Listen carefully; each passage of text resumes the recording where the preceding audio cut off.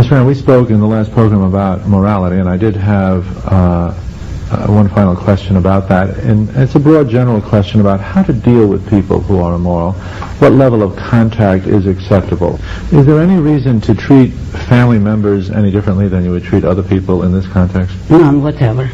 I am very much against family in that kind of sense, in a sense which makes a small tribe out of a family and makes you tied to every second cousin and aunt and uncles that you might have.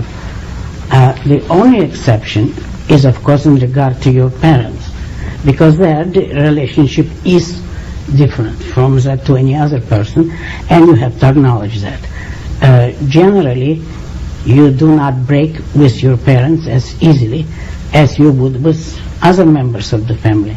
Other members you have to judge as you would every person you meet.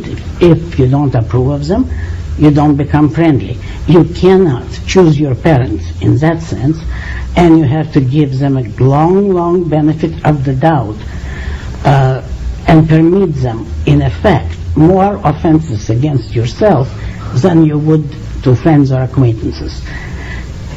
You have to give them a certain credit for the fact that they chose to give birth to you and took care of you while you were helpless.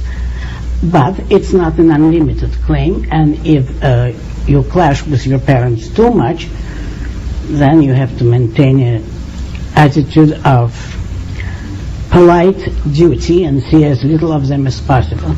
And that's probably the only realm in which I recognize such a thing as duty.